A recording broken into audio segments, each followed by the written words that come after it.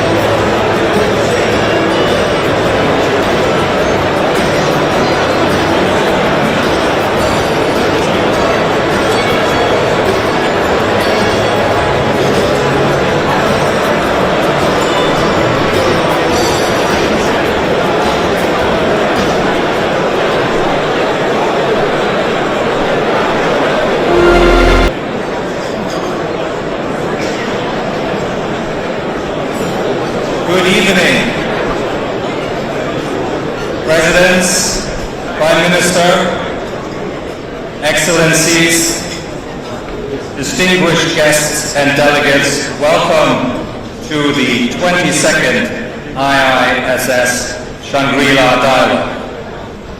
The IISS is delighted that you are here in Singapore to engage in 3 days of defense diplomacy. The Shangri-La Dialogue, since it was first convened in 2002, and with the unwavering and outstanding support of the government of Singapore, for which I am very grateful, has been a platform for governments to explain and present their policies, for those policies and their differences to be discussed in an open and transparent way. And it's been a platform for partners to find and reconfirm common purpose in the pursuit of solutions to the many regional security challenges that define our agenda. In our time, the rules that govern political relations, economic exchange, and more generally, the civilized conduct among nations are under severe pressure. Narratives of great power rivalry and of multipolarity compete and often intersect. In response, some governments are attempting to hedge their engagements, some are attempting to build bridges, and others are increasing their commitments to partnerships, new and old. Many are finding that engaging on their own terms with the international security environment is indeed very challenging. Connecting national ambitions to economic and military capabilities strains resources and sometimes depletes political capital fast. Understanding partners and working with partners is a prerequisite for the effective and efficient allocation of these resources. It is true that regional security contexts are increasingly linked, and yet instruments of security governance need to primarily work for the region that invests in them to be sustainable. And in this context, the IISS itself maintains a multi-region presence and identity, convening the Shangri-La Dialogue and the Manama Dialogue, the two premier security and defense summits in their respective regions, the Asia-Pacific and the Gulf. And in Europe, in light of the many threats and regional and global security issues, the IISS, headquartered in London with a very vibrant office in Berlin, has significantly grown its activities. We now convene a defense summit in Prague, which is focused on military capability and defense industrial questions, and the Global Security and Innovation Summit in Hamburg. Both contribute to the conversation in Europe on how to generate capabilities and capacity so that Europe can take responsibility for its own security. And I'm delighted that one of the people helping us do this is IISS trustee and former French Minister of the Armed Forces, Florence Ali. Florence, in her remarks as Minister at the Shangri-La Dialogue, as actually it was the case with her successor, Sébastien Lecornu, always referred and referenced France's vital Indo-Pacific dimension and presence. So it is splendid and an honor that we have here with us today Emmanuel Macron, President of the French Republic, to deliver the keynote address at this opening dinner. The President, in the last few days, has completed successful visits to Indonesia and Vietnam, which have further strengthened the economic and military ties with those nations. And you will recall that under the President's leadership, France has developed and brought to life its Indo-Pacific strategy. You all know that President Macron cares deeply and thinks deeply about questions of international order and international security. And he is the first head of state of a P5 nation to address the IISS Shangri-La Dialogue, and we're delighted to have him here. Mr. President, the floor and this podium is yours.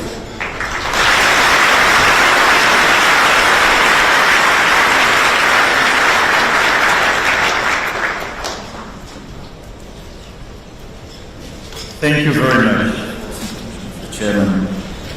Presidents, Prime Ministers, Prime Minister Dear Lawrence, Ministers, Members of Parliament, Ambassadors, Generals, ladies and gentlemen, I want first to thank Prime Minister of Singapore for his hospitality and commitment to the strategic partnership with France.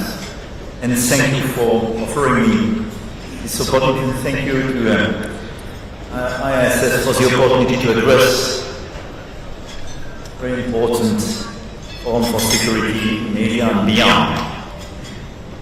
And I have to say, I received an invitation for your predecessor, Ernst, in 2018. And I have to confess this evening that I'm not sure I was so right to procrastinate. Because for sure, it would have been easier to come in 2019 and deliver a speech on all these topics. Nevertheless, I'm here in front of you, and I will try to share some conviction. And first, let me tell you why I'm so committed to the region and why France has something to tell. First, and it's most of the time forgotten, because France is an indo-pacific player. We have overseas territories in the region, from Réunion Island, Mayotte, to what is now New Caledonia, French Polynesia, and other territories. So more than 1 million inhabitants, French inhabitants live in the region. We have more than 8,000 soldiers permanently deployed in our bases.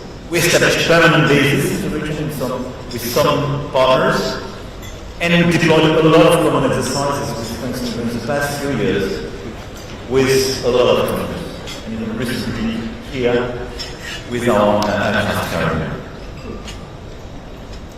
And at the same time, obviously, we are a European country. And I will revert my remarks several times about this new special relationship we have to consider between Europe and Indo-Pacific, European Union and Asia.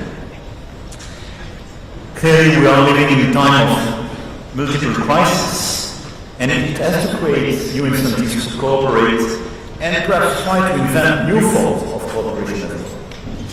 I would like first to try to explain a very important concept to me, starting this discussion, which is the fact that we have to be very careful on double standards for our action.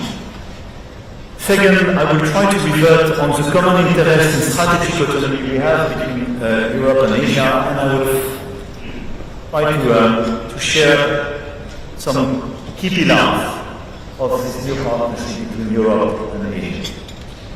But first, allow me to start with the importance of not to accept, I would say, the double standards in the current environment. Indeed, we live in this world of multi-crises. And the big risk is to look at the crisis at our border and to forget our principles and to forget the fact that all these crises and these wars are interconnected. And I say that in a concrete, I have to say, and I want to commend you, your predecessor, where, for instance, the Ukrainian war was never perceived as a European war, but from the very beginning you took a responsibility and you were very vocal. But let's be clear, we have several risks of double standards in our current environment. Double standards in Ukraine, for a lot of countries, in Latin, Africa, Asia, here. I hear the narrative, and most of the time what is shared is a sort of equidistance between Ukraine and Russia. And the fact that this is a European conflict, and that we are clearly spending too much energy, too much time, and creating too much pain for the rest of the world with what's happening in Ukraine. Allow me to say this is a total mistake. Because if we consider that Russia could be allowed to take a part of the territory of Ukraine without any restriction, without any constraint, without any reaction of the global order, how would you phrase what could happen in Taiwan? What would you do the day something happened in the Philippines? There is no federal global order by definition. If we stick to our principles, this is true in Europe and this is true elsewhere. So what is at stake in Ukraine is our common credibility to be sure that we are still able to preserve territorial integrity and sovereignty of people. No double standard. At the same time, I hear the voice in this region, as well in Africa and the Gulf, about the double standard in Gaza, where a lot of things that the Americans and the Europeans are in fact giving a free pass to Israel. And this is a big risk. This is why we did condemn the terrorist attack from the Hamas. We worked very hard with some key partners, and I want to thank them here, to release the hostages.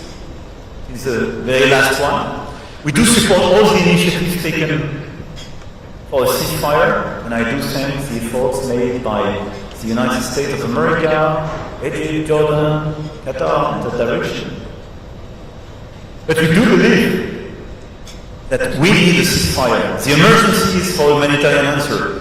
And we do have to work very hard for recognition of the Palestinian state and a mutual recognition in order to create a strong architecture of security in the region. And I can revert, if you want, in the Q&A on this aspect. But this is the only way not to leave the floor to those saying, you live with double standards. If we abandon Gaza, if we consider there is a free pass for Israel, even if we do condemn the terrorist attacks, we kill our own credibility in the rest of the world. And this is why we do reject double standards, and this is why I think it's very important in our current environment to be consistent and to follow our principles, our rules, and to consider that what is at stake is clearly the global order, and what is at stake is our credibility to protect this global order.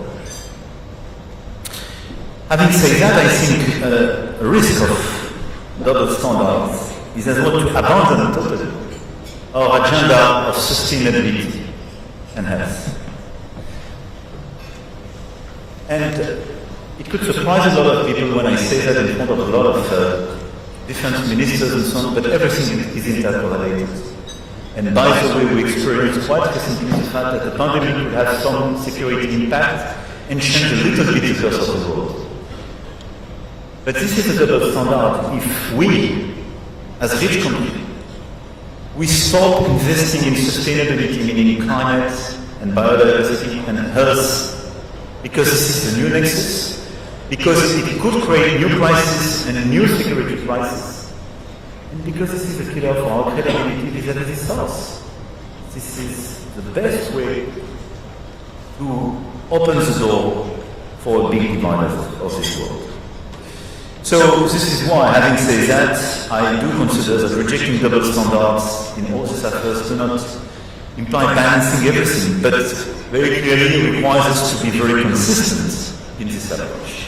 And I insist on that because I do believe that the main risk today is a risk of division of the world, and a division between the two superpowers. And the instruction given to all the others, you have to choose a side. If we do so, we will kill the global order, and we will destroy, methodically, all the institutions we created after the Second World War in order to preserve peace and to have cooperation on health, on climate, on human rights, and so on. But we need them, probably much more than before. This is why I believe our key challenge is how to preserve peace and stability and prosperity in this current environment. And in a moment when the competition between China and the United States for global leadership would create constraints and a side effect for each of us, without us willing or even able to imagine handing our interests over to one or the other, how to react. And I will be clear. France is a friend and an ally of the United States. And is a friend, and we do cooperate, even if sometimes we disagree and compete with China.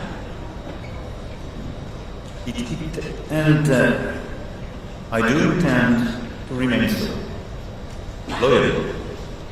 with a demanding approach of our own interests. But France is not as attached to what is essential for herself: strategic autonomy, freedom of sovereignty. And we do defend this approach for Europe and for Indo-Pacific. Which means we want to cooperate, but we don't want to depend. We want to cooperate, but we don't want to be instructed on a daily basis what is allowed, what is not allowed, and how our life will change because of the decision of a single person. And the commitment by France is part of a long-term commitment.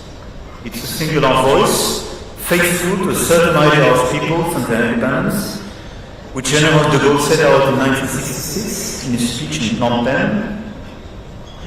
And this idea remains the compass of France, and we intend to continue being a force for peace and equality. Having said that, I do believe that Europe and Asia, this is my second point, have common interest in this very moment.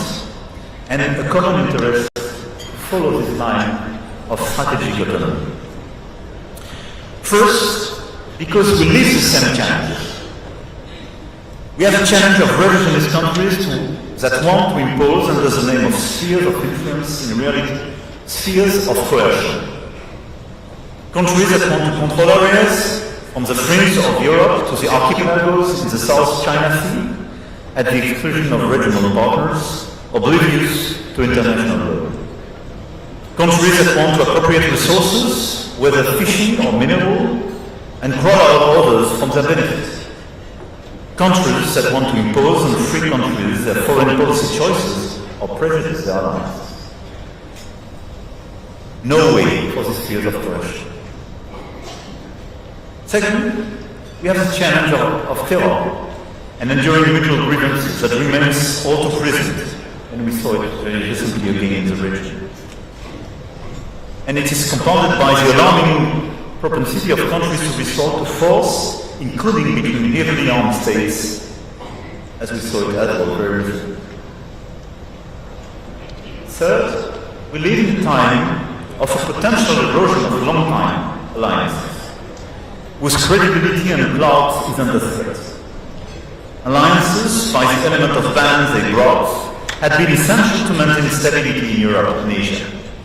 And the sense that their promise might not be ironclad is ushering in a new instability. We see it every day. And the credibility of the alliances, which is to be confirmed, is a very important point for stability. Fourth, we have now a big risk of nuclear proliferation. This is why the situation in Iran is so critical. And this is why we do consider that the work which is being done by the United States of America and Iran is so critical. And this is why, especially the East region, wants to be reliable and consistent partner in order to avoid any type of nuclear proliferation in Iran. Because it would trigger all sorts of justification to proliferate elsewhere with a domino effect.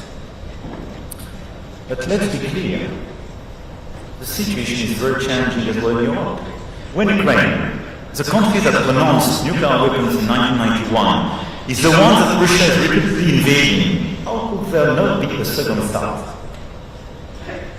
When the DPRK is developing a massive nuclear arsenal unconstrained by China and is now entering an alliance with Russia, a nuclear weapon state, permanent member of the UN Security Council, supposed to act responsibly.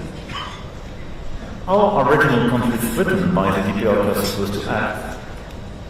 What can reasonably be on the mind when they order people before anything else their security? In Europe and in Asia, how can mid-sized countries faced with aggressive nations ensure that they won't have to surrender or live in fear? But sure enough, our challenges are not only similar, they are getting increasingly intertwined. They are intertwined because when you look at the situation, during the past few years, I had objected to NATO having any role in Asia, because for me, N is for North Atlantic. And because I don't believe in being enrolled in someone else's strategic rivalry. But what's happening with North Korea being present alongside with Russia on the European soil is a big question for all of us. And this is why, if China doesn't want NATO being involved in Southeast Asia or in Asia, they should prevent clearly DPRK to be engaged on the European soil. All this is happening also at a moment when nations like France and Asian countries are facing issues of scale raised by the development of technology, and I tell him there's a linkage between these issues. Our challenges are intertwined because we do face the same reality. Whether we are talking about AI or space, scale is obvious.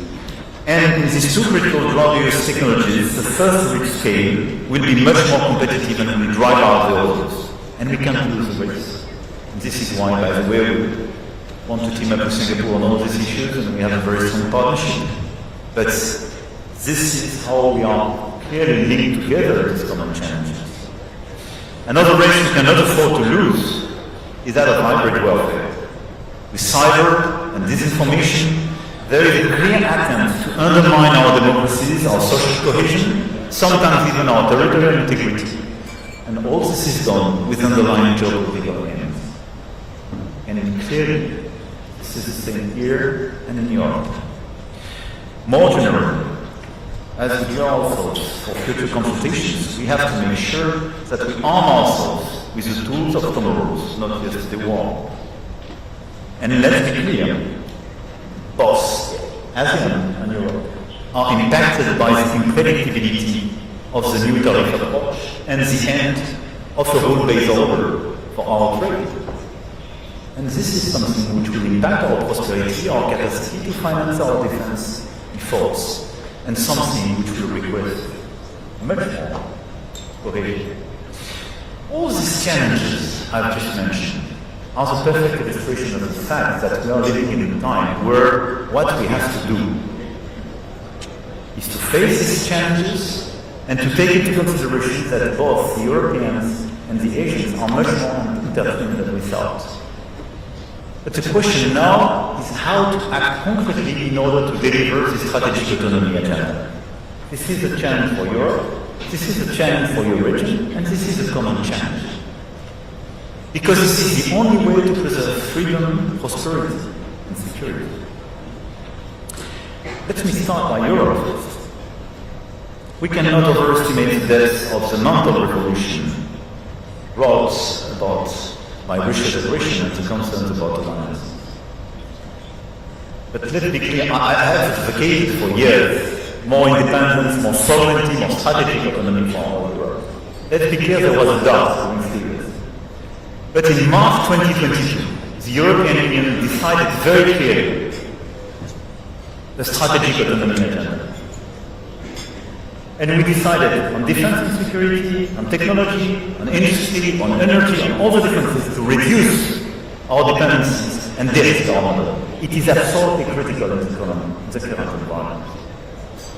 And during the past few months, based on the work we call it with the British Prime Minister, the coalition of the leaders, and the strong coordination with some leaders, with Chancellor of Germany, Prime Minister of Poland, but a whole bunch of countries of the European Union, and a lot of allies.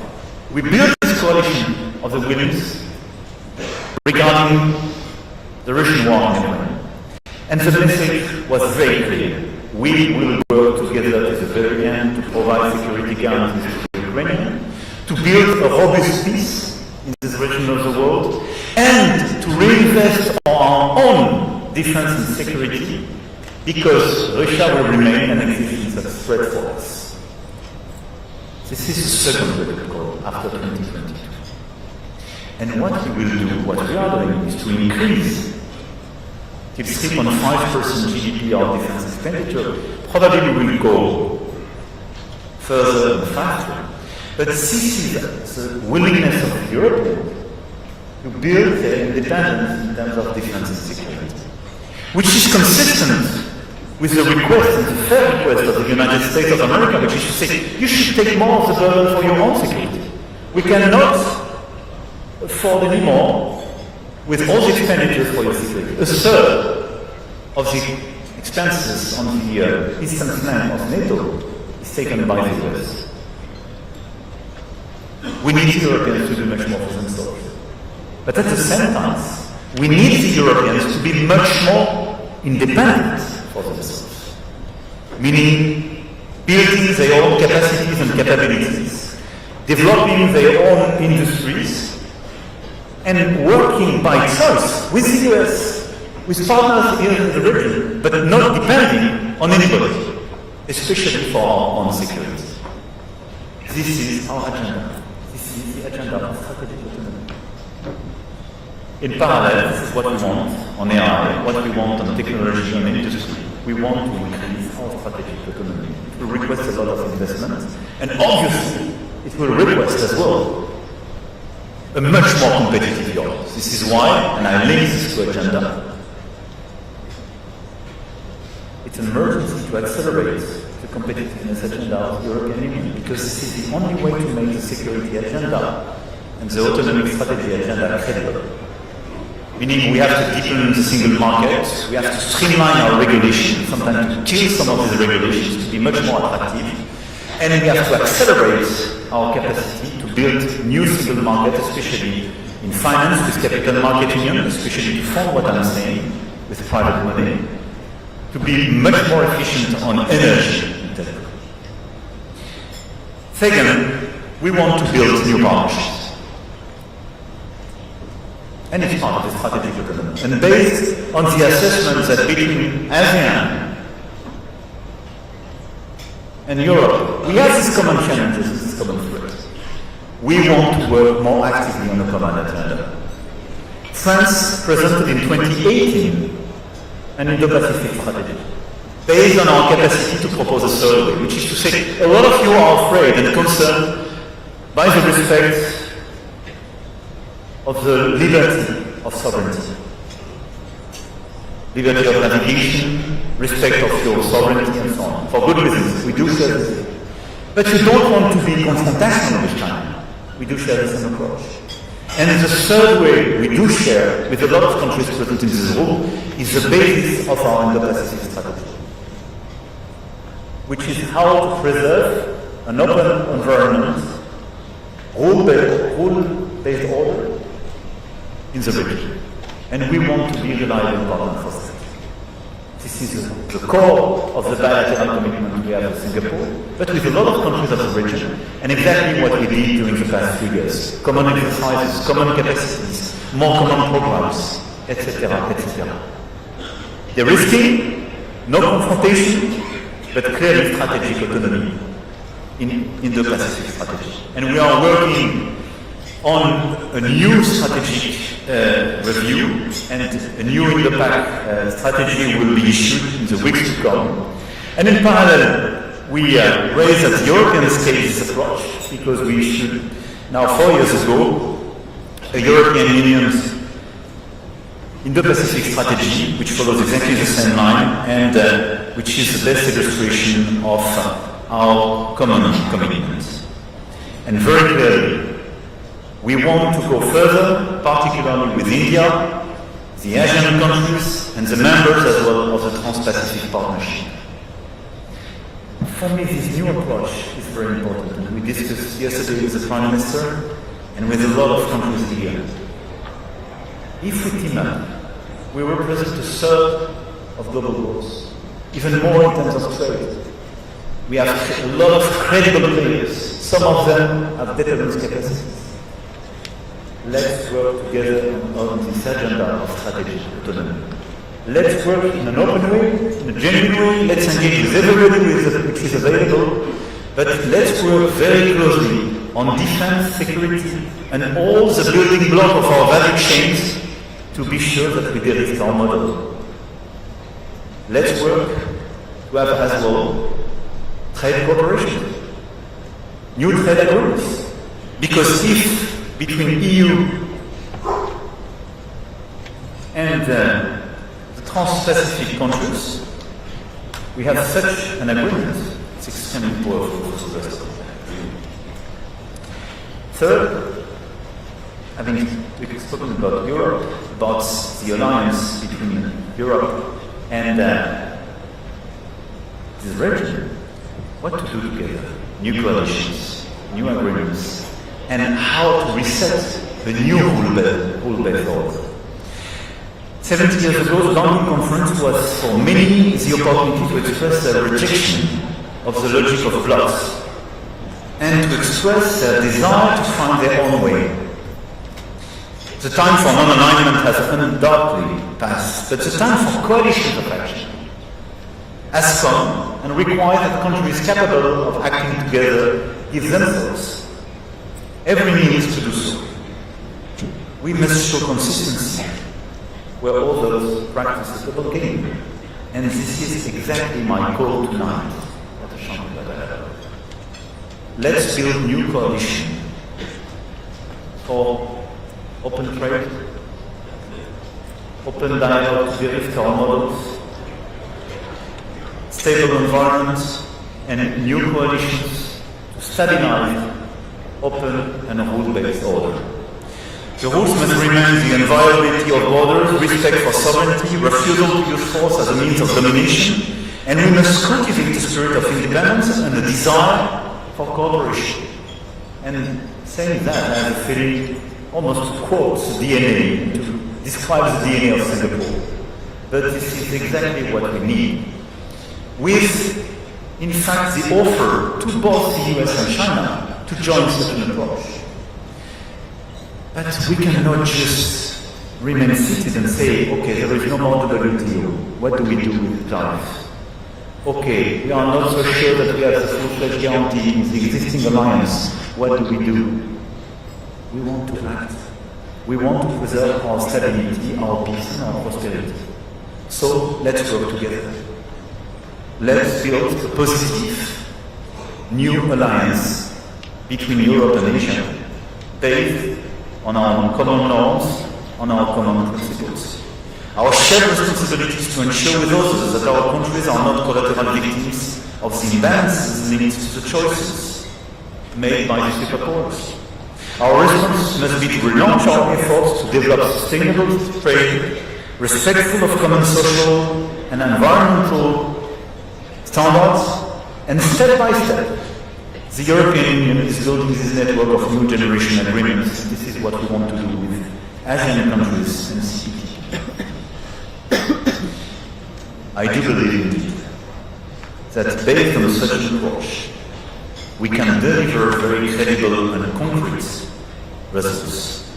And I really believe that based on such an approach, we can convince the others to join us, given our magnitude and our credibility.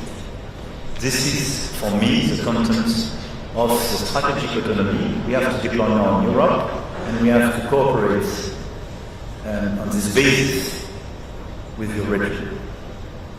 I will just conclude now with a plea, a call for action for Europe and Asia to work together on a coalition of independence, a coalition of countries that won't be enrolled but won't be bullied, a coalition of countries that object to the double standard, a coalition of countries that will pool their strengths to ride the race of technology, uphold norms, and protect their sovereignty. A coalition of countries that will navigate the rough seas of trade and protect the global commons of nature and climate.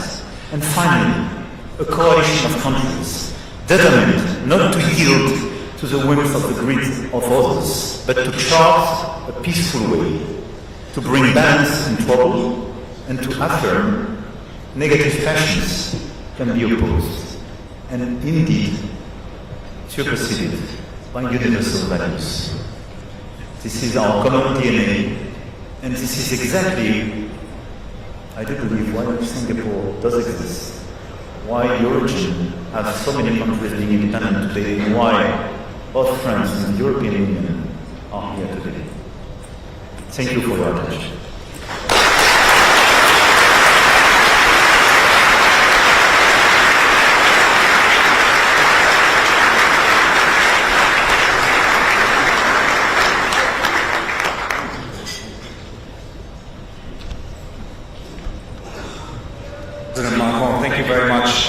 for this wonderful way to kick us off. I noted that you had pairs of important words that to structure your argument. Credibility and consistency that we need to aim for, coercion and conflict that we need to avoid, coalitions and strategic autonomy as means to take on responsibility for our security and avoid being dependent on others. That's a very rich menu. You have very kindly agreed to take a couple of questions from the audience, and we will do that. And I see first hands already going up. We will take a few questions that the President will answer, and eventually we will conclude and move to the dinner part. I think, Evan, Asmana, if I can get a microphone. Yeah.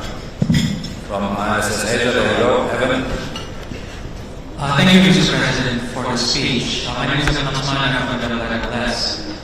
I believe that one of the premises of France's Indo-Pacific strategy is that the Euro-Atlantic and the Pacific is a single theater. And if that single theater is a two-way street, how do you see France playing a lead